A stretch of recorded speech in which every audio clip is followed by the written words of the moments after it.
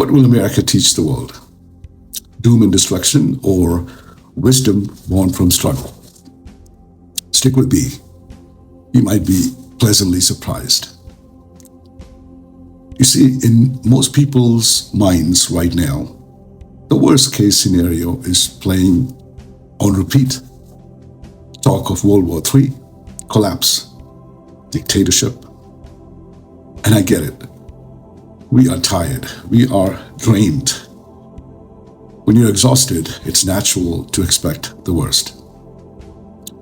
So maybe because of that, you won't be entertained by what I have to say today. But please, hear me out. Because I want to talk to you about America's destiny. Not from headlines, but not from pundits, but through its Vedic astrology chart. I used the Vedic chart for July 4th, 1776, 6:30 p.m., Philadelphia. That's America's cosmic fingerprint, and here's what it shows. Right now, we are in the middle of a Rahu Mahadesha cycle. It started on December 1st, 2015, and it runs all the way until 2033. And Rahu is chaos, it's division, it's deception. It's why politics feels upside down. It's why truth feels slippery. It's why anxiety hangs in there. But Rahu is not forever. In 2033, America steps into Jupiter's time. And Jupiter is wisdom, law, fairness, and rebuilding. Now let's deal with the fear head on. Will there be World War III soon? The chart doesn't show a global all-consuming war like the last world wars. Instead, it shows proxy wars, cyber wars, destructive trade wars, information wars. Yes, conflicts will erupt, especially with China, Russia, and the Middle East. But a world-destroying war? No. This is a storm of confusion, not annihilation. Humanity isn't heading for the end. It's heading for a reset. Now let's face it, the current administration feels messy because Rahu lifts up shadows. It lets bad actors rise. It exposes corruption. And yes, right now, it feels like the liars and power-hungry are winning. But here's the thing. Rahu always overplays its hand. The very people creating chaos will eventually collapse under their own weight. By 2026 to 2027, watch for shocking revelation, sudden falls, even removal of leaders. The purge is going to be messy, but it's necessary. And while all this noise dominates, don't forget this. The majority of Americans are good-hearted, decent people. Neighbors who help each other. Parents who want a better life for their kids. Workers who just want fairness. The division you see on your screens, that comes from a very small faction of people who are loud, bitter, and threatened by anyone who doesn't look like them. But they don't represent the soul of America. The soul is bigger, kinder, and more resilient than the chaos. So, who are the new heroes? They won't come from old dynasties. You see, Rahu lifts outsiders. Expect to see young leaders, women, black and brown voices, immigrants, and truth tellers. People who may not look like the traditional saviors, but who carry authenticity.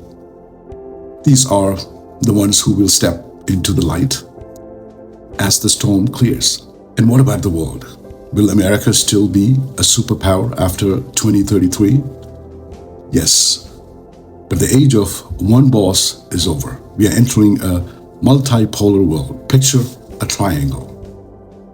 On one side is America, still powerful, leading in culture, law, innovation, alliances, On another side is China, strong in trade and technology, but weighed down by internal struggles.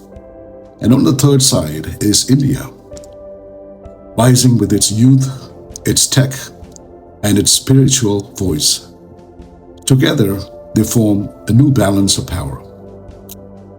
No single master, but a shared stage. And then comes Jupiter time for America, from 2033 to 2049.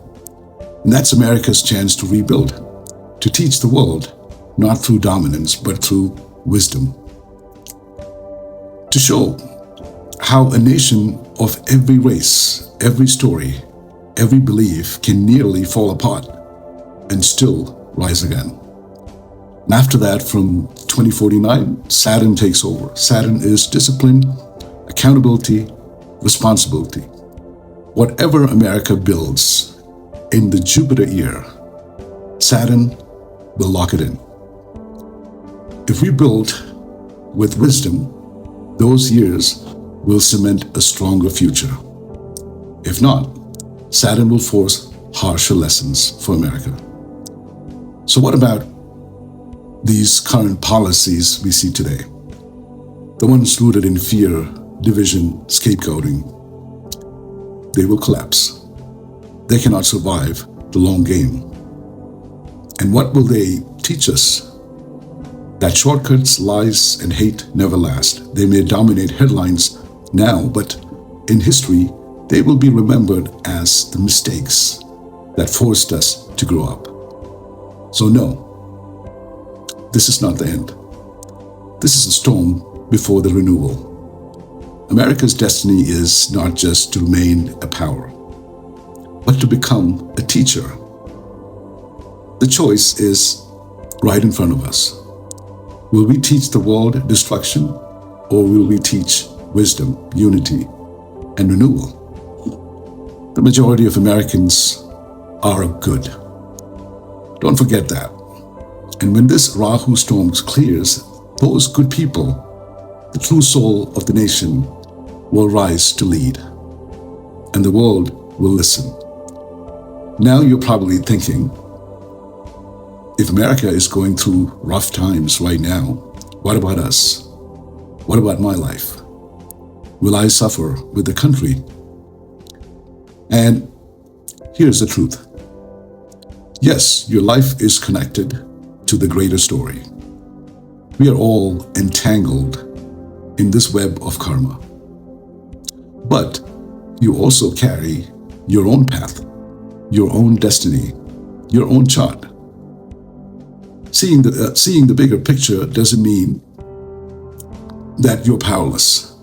In fact, it means you can align yourself to the good that's coming.